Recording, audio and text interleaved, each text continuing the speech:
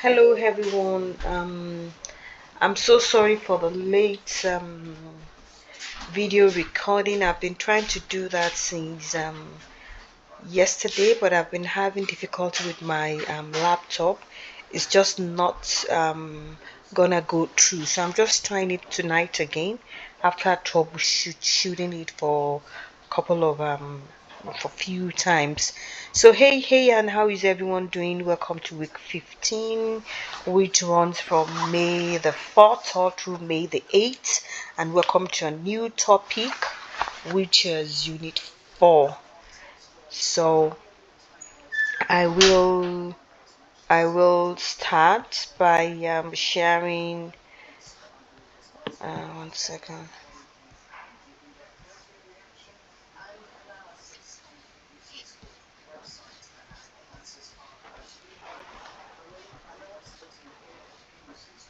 One second, guys.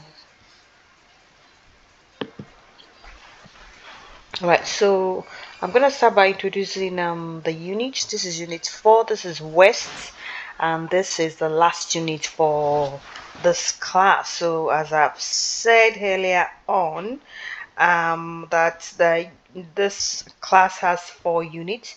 Unit 1, 2, 3, and unit 1, which is north, 2 east, 3 south, and a half 4, which is west. And what we're going to be looking at in unit 4 is the media study. So these is weighted at 15%, just like every other unit, which is 15 each. And we will be looking at how students will be able to explore how students will be able to deconstruct and reconstruct an understanding of media text forms through the lens of First Nations, Métis, and unit identities, relationship, and self-determination. So, and it's got a success criteria here so that by the end of this unit, you will be able to use your speaking skills and strategies appropriately to communicate with different audiences for a variety of purposes about themes, ideas, and issues related to First Nations, Métis, and Inuit cultures. You will also be able to learn to detect and analyze bias and perspective in the news. You will be able to listen and respond to the voices of Indigenous people while at the same time exploring the concept of stereotypes, cultural appropriation, and privilege. And again, you will be able to explore the different ways of representation in the media and how they have impacted Indigenous people. And lastly, you're going to be able to explore the truth and reconciliation and the related concept of allyship, advocacy, and activism, which we can now work to uplift and amplify Indigenous voices. So again, like I've said, that's week 15, which run from May 4th to May 8th. And I have the lesson media bias, and I want you to go over this. So when I say bias, what is bias? So I know you have probably heard this term over and over again, and but do you know what it really means and what impact it has on you and on me and on our lives? So what is bias? So it's a position or negative attitude towards something, often based on preconceived prejudices or viewpoints rather than evidence. And what is prejudice as well? So this is described as an opinion that is not based on reason or actual experience. So these two terms may seem similar, but these are different. These, but they are different between. There is a difference between them. Bias may be the result of prejudice, but encountering biased information may someone to become will make someone to become prejudiced. So again, I wanted to go over that. I also provided a Kahoot. I used this Kahoot in my online platform, but just because this is asynchronous, I use it in my synchronous class. But if you're just interested in learning more terms and terminology, then you can go ahead and practice the Kahoot game. And I'm so sorry, it would have been fun if we had to be a situation whereby we can all play the games together. The action, understanding bias in the media, and there's a movie for you to sorry, there's a video for you to watch which will give you more knowledge on understanding bias and media. Then there are some questions that you want to ask yourself in order to detect bias and news. And those questions will be, who are the sources, right? If there is a news, you want to know where the sources of this news is coming from. Is there a lack of diversity in the news? From whose point of view is the news reported? There are double standards in this kind of news. Do stereotypes skew the coverage of this kind of news? What are the unchallenged assumptions? Is the language loaded? Is there a lack of context? Do the headlines and the story match? Are stories on important issues featured prominently in this kind of media or news? So we have the indigenous misrepresentation in media, and we're going to look at a couple of that. So indigenous people in Canada have faced significant challenges in how they are represented and portrayed in the media. And media bias has also played an important role in shaping public perceptions about indigenous people. How are several ways? Here are the several ways in which indigenous people have been affected by media bias. Stereotyping. So we in indigenous people in Canadian media have been often been subjected to stereotypes that perpetuate harmful and inaccurate images. These stereotypes can include portraying indigenous individuals as primitive, exotizing their cultures, or depicting them solely through an historical lens rather than acknowledging their contemporary experiences. Underrepresentation. Indigenous voices and perspectives have historically been underrepresented in mainstream media. The lack of representation can contribute to a narrow and skewed understanding of indigenous issues, reinforcing stereotypes and limiting the public's awareness of the diverse cultures, challenges, and contributions of indigenous communities. Criminalization and victim blaming. Again, media bias can lead to the criminalization of indigenous individuals, often framing them in negative contexts. Indigenous people may be disproportionately represented in crime stories, contributing to harmful stereotypes and fostering a perception that associates them with criminal behavior. Moreover, again, victims of crimes in indigenous communities may be subject to victim blaming, with media narratives focusing on stereotypes rather than the systemic issues that contribute to crime. Then selective reporting. So media bias can manifest through selective reporting where stories related to indigenous communities may be reported in a way that highlights negative aspects while ignoring positive contributions or community initiatives.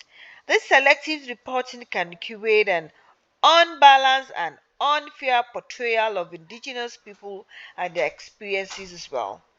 Cultural appropriation.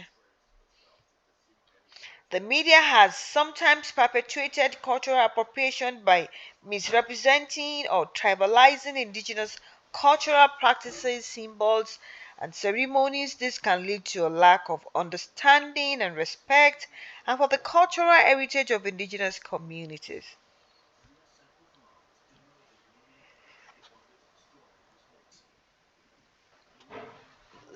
What about language and terminology? Again, the use of inappropriate language or outdated terminology in media reporting can contribute to biased narratives as well. So, inaccurate and insensitive language can reinforce stereotypes and perpetuate harmful misconceptions about indigenous people. So I want you to go over this. There are more information that you guys will need. Please go through each and every of all the information provided and read through.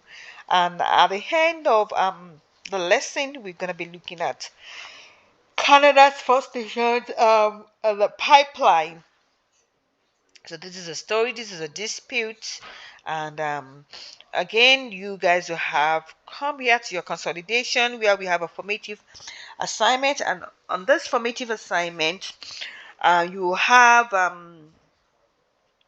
to watch some videos, and after watching the videos, you will complete the activity just next to those videos.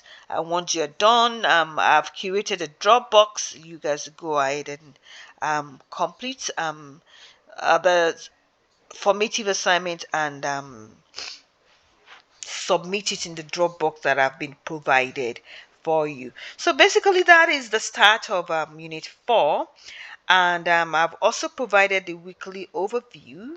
And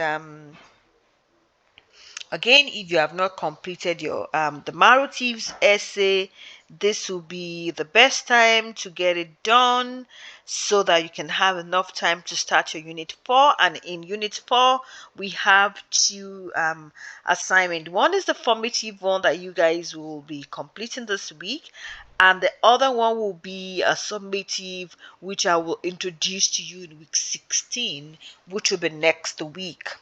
So let's look at the week 15 slide deck again. And the slide deck, this is the information, like I've said. Week 15, we have the pipeline in Canada formative assignment, and we have the Indigenous Activist Media West summative assignment, which is weighted 15%. Why do we study media? Again, these are more information on why do we study media. Questions to ask yourself to become a media literate, questions to ask yourself to become a media literacy information. Then we have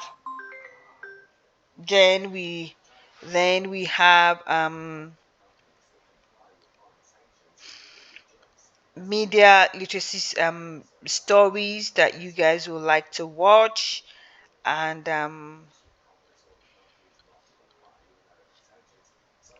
we have a Padlet that you guys will have to complete. You know how important it is for you to complete all your Padlets, because I'm going to be checking it. And here's a pipeline in Canada, the assignment that you guys will be doing. So let's review what pipeline in Canada are, as this will be helpful for you when completing the formative assignment. This information is also included on the assignment slide deck. So in Canada, a pipeline is like a big long tube which is used to transport things, but in this case, it's mostly used to move oil or natural gas from one place to another. These pipelines are like giant straws that carry these resources across the country to be used or sold. So indigenous people have lived in Canada for a really long time, even before the country was formed. They have a special connection to the land because it's been their home for generations. And sometimes when companies want to build these pipelines, they have to go to near they have to go to or they have to go to or near indigenous lands, right? So indigenous groups have opposed these pipelines for a few reasons. First, they worry that the pipelines might harm the environment if there is a leak or if there is a problem with the pipeline. It could also damage the land, the water that they drink, and the animals that are so important to indigenous communities. So another reason that why the pipelines could disrupt their traditional way of life. So construction and operation of pipelines might affect their ability to hunt, fish, or use the land as they normally would. So also, some indigenous groups feel that they are not being properly listened to or included in the decision making about these pipelines as well. So they think that their rights and concerns are not being respected. So that's the story behind the pipeline in Canada. So they are downplaying the environment. So the companies will come and they will bring us false information. So they will have this biased information could be presented in the following ways: downplaying environmental impact. They will kind of put it forward that the pipeline company might downplay the environmental impact of the pipeline of indigenous land in their presentations. They may understate the risks of spills or leaks. They may minimize the potential damage to water sources or wildlife habitat, or they might ignore the potential long-term consequences of pipeline construction and operation. Overstating economic benefits, they overstate the economic benefits by trying to convince that this will create more jobs. There will be economic development around that area. So they will create an impression, a misleading impression of the benefit versus the risk and the impact. So also ignoring indigenous concerns, that's a great one. The company might ignore or dismiss the concerns of indigenous communities regarding the pipeline project. They may also fail to adequately consult with indigenous leaders and community members. They will disregard traditional knowledge and land use practices or exclude indigenous voices from decision making processes. So again, they manipulate consultation processes, they're cherry picking data and using language and framing. So that is what you guys are being expected to look into this week. Once you guys are done, you can take a break on a Friday and enjoy all those activities that I've provided here as well. So when I come next week, okay, we will be looking at the critical media literacy plus indigenous, which is already here, but I'm gonna be touching at large.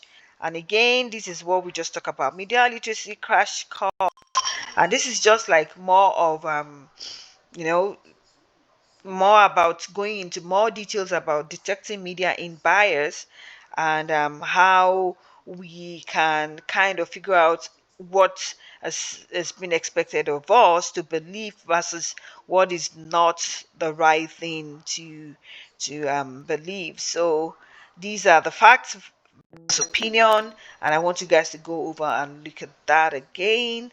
And yeah, so just give you a more informed information about bias and bias and in media. So we're gonna talk about this um on next week, and again, do not forget that your journal prompts and everything is in here. Please go over this again, and when I do have the opportunity next week, um I will talk to you about that. So let's go to, do I have 1 second, just want to check if I have. I'm coming. I thought I curated an assignment for this, but I can't find it. Maybe I did not, so I have to do that. 1 second, guys. I just want to be sure that I did curate assignment.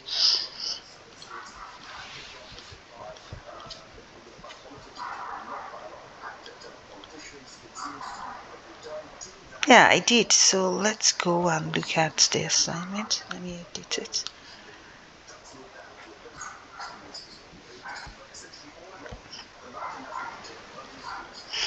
So again, this is the assignment. It's a formative assignment for this week. So you guys will have the opportunity to watch some videos, and so when we look and learn about any issue, it is worthwhile to understand the perspective, viewpoints of those who are involved, the parties that are involved in this kind of issues, from their own experience, their own history, and their own hopes for the future.